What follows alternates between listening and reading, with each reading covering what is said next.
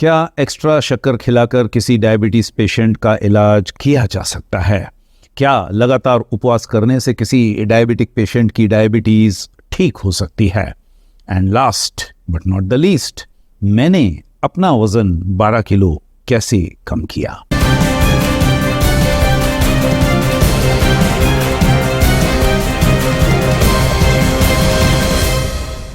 Hello and welcome to nourishing Kaka. अब आज ऐसा कहा जाता है कि हमारे देश में लगभग 7 करोड़ 70 लाख लोग डायबिटीज के मरीज हैं, लेकिन ये सरकारी आंकड़े हैं और कई हेल्थ एक्सपर्ट्स का मानना है कि वास्तविक संख्या, असली संख्या इससे कहीं ज्यादा है। अब ये संख्या कितनी भी हो, ये एक बहुत ही परेशान करने वाली बात है। ये सिचुएशन एक बहुत ही अनफॉर्चुनेट सिचुएशन है, लेकिन उसके बावजूद ये कहा जा सकता है कि ये लोग, आज के जो डायबिटीज के पेशेंट हैं, अपने आप को भाग्यशाली समझ सकते हैं या मान सकते हैं। और वो इसलिए क्योंकि आज से सिर्फ 100 साल पहले डायबिटीज के मरीजों का कोई भी दुनिया में इलाज उपलब्ध नहीं था। उस जमाने में इंसुलिन का आविष्कार नहीं हुआ था और इसीलिए डायबिटीज होने का सीधा सीधा मतलब होता था मौत का परवाना। इनफैक्ट आज से हजारों साल पहले उस वक्त के डॉक्टर्स या वैद्य या शैमन्स डायबिटीज के मरीजों को जबरदस्ती एक्स्ट्रा शक्कर खिलाया करते थे। और उनके ऐसा करने के पीछे उनकी एक ऑब्जर्वेशन थी, और वो ऑब्जर्वेशन ये थी कि जब भी किसी व्यक्ति को डायबिटीज होती थी तो उस व्यक्ति के मूत्र में या यूरिन में शक्कर की काफी मात्रा पाई जाती थी। उन्होंने नोट किया था कि जब भी कोई डायबिटिक पेशेंट किसी एक जगह पर मूत्र विसर्जन करता था या यूरिन पास करता था तो उस जगह पर चींटियां इकट्ठी हो जाती थी। The ants used to gather there. और इसके चलते उस जमाने के वैद्यों और हकीमों को लगा कि क्योंकि इस व्यक्ति के यूरिन के रास्ते बहुत सारी शक्कर बॉडी से बाहर जा रही है, तो नेचुरली उसके शरीर में शक्कर की मात्रा कुछ कम हो गई होगी, और इसीलिए यदि हम इस व्यक्ति का इलाज करना ही चाहते हैं तो उसे फिर से और ज्यादा शक्कर खिलानी चाहिए। जैसा कि आप समझ सकते हैं, इस तरह के ट्रीटमेंट से पेशेंट्स का भला तो खैर कुछ भी नहीं होता था, उनका और ज्यादा नुकसान हो जाता था। और अक्सर एक्स्ट्रा शक्कर खाने की वजह से उनकी असामयिक मृत्यु हो जाती थी। इस बात को सैकड़ों हजारों साल गुजर गए और उसके बाद डॉक्टर्स, वैद्यों और हकीमों ने डायबिटीज को ठीक करने का एक नया फॉर्मूला खोजा, और वो था कि डायबिटीज के पेशेंट्स को कोई खाना खाने मत दो। उन्होंने देखा था कि जब कोई व्यक्ति खाना नहीं खाता तो उसकी डायबिटीज में कुछ रुकावट आ जाती है, कुछ कंट्रोल सा हो जाता है। लेकिन अब किसी एक व्यक्ति के भूखे रहने की एक लिमिट होती है। 1-2 दिन तो कोई भी उपवास कर लेगा। फास्टिंग करने की एक सीमा होती है। कोई भी व्यक्ति लगातार फास्टिंग तो नहीं कर सकता। मैं भी करता हूं फास्टिंग, लेकिन 1-2 दिन के लिए ही करता हूं महीने में। कोई भी व्यक्ति indefinite amount of time fasting यदि करेगा तो उसकी सेहत खराब ही हो जाएगी। डायबिटीज के इतिहास में एक 10-12 साल के बच्चे का अक्सर जिक्र आता है, और उस बच्चे को बचपन में ही डायबिटीज हो गई थी, और उसके चलते उस बच्चे को भी डॉक्टर्स ने खाना खाने से मना कर दिया था। और इसके चलते उसके माँ बाप ने उसके घर में उस पर कड़ी नजर रखनी शुरू कर दी, जिससे कि वो कोई चीज चुरा कर न खा ले। अब नेचुरली बेचारा छोटा सा बच्चा 10-15 साल का, और वो भूख से परेशान, तो हर वक्त तो कहीं ना कहीं पर खाना ही ढूंढता रहता था। लेकिन खाने पीने की हर चीज लॉक एंड की में रखी हुई थी, और इसके चलते जब उसे खाने पीने के लिए और कुछ भी नहीं मिला तो आखिर में थक हार कर उसने बर्ड फीड खाना शुरू कर दिया। उसके घर में एक चिड़िया का एक पिंजरा था, बर्ड केज, और उसमें चिड़िया के लिए कुछ न कुछ बीज या सीड्स रखे रहते थे। और ये पाया गया कि वो बच्चा चिड़िया के लिए रखे हुए उन बीजों को, उन बर्ड फीड को खाकर, चुराकर खाता था। नेचुरली इस बर्ड फीड खाने से उसे अपने शरीर की ज़रूरतों के हिसाब से एनर्जी तो अवेलेबल नहीं होती थी, और इसके चलते उसकी कमजोरी आखिर बढ़ती गई, और आखिर एक दिन उसकी जान चली गई। और जब उस बच्चे की मौत हुई तो उस बच्चे का वजन था सिर्फ 15 किलो।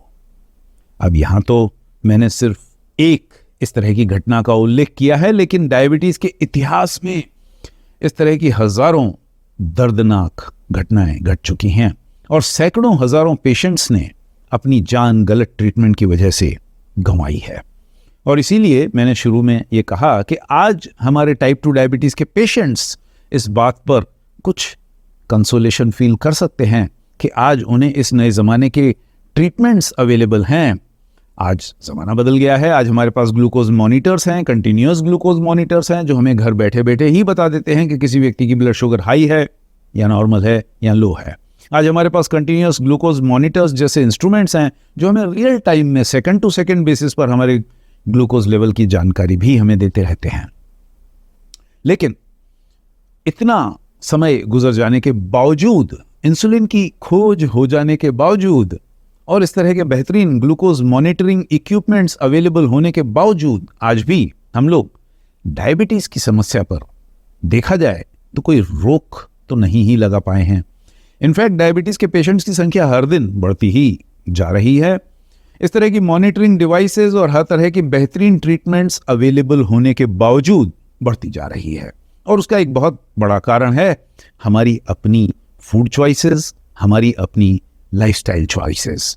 आज की तारीख में हमारे देश में अधिकतर लोग अपने भोजन में रिफाइंड कार्बोहाइड्रेट्स का कंजम्पशन जरूरत से ज्यादा करते हैं और यही एक्सेसिव कंजम्पशन आगे चलकर इंसुलिन सेंसिटिविटी को कम करने में सहयोग देता है और फिर उसके बाद इंसुलिन रेजिस्टेंस, प्री डायबिटीज और टाइप 2 डायबिटीज जैसी बीमारियों के रास्ते खुलते जाते हैं।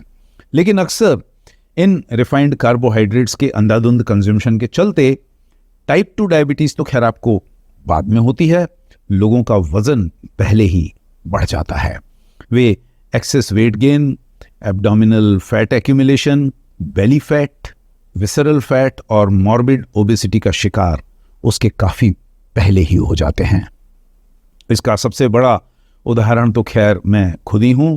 एक जमाने में मैं प्री डायबिटिक था और नेचुरली उस वक्त मेरा वजन भी ज्यादा था। मेरे आइडियल बॉडी वेट से लगभग 20-25% ज्यादा था और उसका कारण मैं खुद था।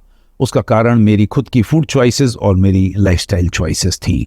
मैं खुद इस तरह का भोजन खाता था जिससे प्री डायबिटीज होनी ही थी, जिससे मेरा वजन बढ़ना ही था। मेरे खाने पीने का प्रोग्राम सुबह सवेरे 6-6:30 बजे ही चालू हो जाता था उस जमाने में, देसी चाय से, टोस्ट और खारी बिस्किट्स के साथ, और उसके बाद आलू के पराठे, नाश्ते पर कुछ अन्य पराठे या शीरा, उसके बाद 11 बजे के आसपास कुछ स्नैक्स, कुछ कोल्ड ड्रिंक्स, फिर लंच, फिर कुछ और स्नैक्स, कुछ और कॉफ़ी, कुछ और केक्स और कुकीज़, और उसके बाद फिर डिनर और उसके बाद आइसक्रीम जैसी खूबसूरत चीज़ें। इसके अलावा पूरे दिन देसी चाय के कई दौर चलते रहते थे। यदि कोई मित्र मेरे घर पे आया या मैं किसी के ऑफिस में गया तो इस तरह की हर मीटिंग के दौरान चाय की एक प्याली मौजूद होती थी।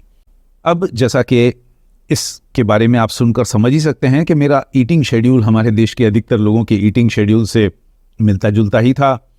और यदि इस तरह के ईटिंग शेड्यूल को यदि मैं आज पूरी ईमानदारी से एनालाइज करूं, यदि मैं अपने रिफाइंड कार्बोहाइड्रेट्स के कंज्यूमशन का हिस्सा पूरी ईमानदारी से लगाऊं, तो मैं ये कह सकता हूं कि मैं उस जमाने में बड़े आराम से एक दिन में 700 से 800 ग्राम कार्बोहाइड्रेट्स खा जाता था। और उससे भी ज्यादा परेशानी वाली बात यह थी कि मैं उन्हें पूरा दिन फ्रीक्वेंटली खाता रहता था, लगातार खाता रहता था। मैं लगभग हर 1-1.5 घंटे के दौरान कुछ न कुछ रिफाइंड कार्बोहाइड्रेट्स खाता या पीता रहता था और इसके चलते मेरे ब्लड ग्लूकोज की लेवल्स में लगातार जंप आते रहते थे और इसके चलते मेरी पैनक्रियास को लगातार इंसुलिन का प्रोडक्शन करते जाना पड़ता था, जिसका मतलब है कि मेरे ब्लड स्ट्रीम में इंसुलिन लेवल हमेशा हाई बनी रहती थी और उसी का नतीजा था इंसुलिन रेजिस्टेंस और प्री डायबिटीज और ओबेसिटी। और मेरे इस ओबेसिटी की, मेरे इस वजन बढ़ने की मैथमेटिक्स एकदम साफ और सिंपल थी। जैसा कि आप जानते हैं कि 1 ग्राम कार्बोहाइड्रेट्स में 4 कैलोरीज होती हैं, तो आप देख सकते हैं कि मैं बड़े आराम से उन दिनों एक दिन के दौरान लगभग 2500 से 3000 कैलोरीज हजम कर लेता था। और उसके अगेंस्ट मैं ना तो कोई खास एक्सरसाइज करता था, ना ही कोई रेगुलर फिजिकल एक्टिविटी। थोड़ी बहुत वॉकिंग कर लेता था, वो कर ली तो कर ली, लेकिन इन सब का नतीजा था कि मेरा वजन अपने आइडियल बॉडी वेट से 12 किलो से ज्यादा था और मुझे प्री डायबिटीज भी थी। अब ये तो हुई कैलोरीज की बात। आप देख सकते हैं कि मैं अपनी दैनिक ज़रूरत की 2000 कैलोरीज से 500 से 1000 कैलोरीज ज़्यादा खा रहा था। लेकिन यदि कार्बोहाइड्रेट्स की बात करें तो वहाँ मेरा अपराध, वहाँ मेरा क्राइम और भी ज़्यादा सीरियस था या गंभीर था। जैसा कि मैंने पहले जिक्र किया कि मैं उस ज़माने में बड़े आराम से एक दिन में 700-800 ग्राम्स कार्बोहाइड्रेट्स खा जाता था। और जैसा कि मैं इस चैनल पर पहले भी कई बार बता चुका हूं कि आज ऐसी कई साइंटिफिक स्टडीज मौजूद हैं जो हमें साफ साफ बताती हैं कि इतने ज़्यादा कार्बोहाइड्रेट्स खाने का ओबेसिटी से गहरा संबंध है। इसीलिए आज मैं कोशिश करता हूं कि मैं अपने कैलोरिक इनटेक और कार्बोहाइड्रेट्स कंजम्पशन दोनों फैक्टर्स पर एक साथ ध्यान दूं। आज मैं कोशिश करता हूं कि मैं एक दिन में उतना ही भोजन करूं जितना कि मेरे शरीर को, मेरी बॉडी को ज़रूरत है।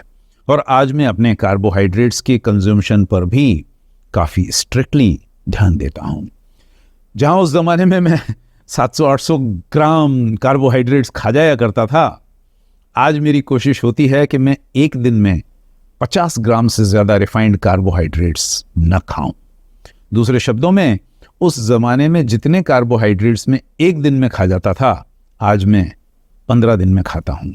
और इसी रिफाइंड कार्बोहाइड्रेट्स के कंजम्पशन को कम करने की वजह से और जंक फूड और बाजार में बनी हुई चीज़ों को अवॉइड करने की वजह से मुझे एक तीर से दो शिकार करने का फ़ायदा मिला। एक तरफ मेरी प्री डायबिटीज़ गायब हो गई और दूसरी तरफ मेरा वज़न ऑटोमेटिकली कम हो गया। और क्योंकि मैंने अपना ये वज़न, इसमें जो कमी मैंने लाई, अपनी आदतों को सुधार कर लाई, अपने मैक्रोन्यूट्रिएंट्स के प्रोफाइल को बदल कर, चेंज करके लाई, तो इसलिए ये weight loss sustainable weight loss रहा। उसी के चलते पिछले कई सालों से मेरा वज़न एक ही कांस्टेंट लेवल पर बना हुआ है, जो कि मेरा आइडियल बॉडी वेट है। ना तो मैं इसे और कम करना चाहता हूं और न ही मैं इसे ज़्यादा बढ़ाना चाहता हूं।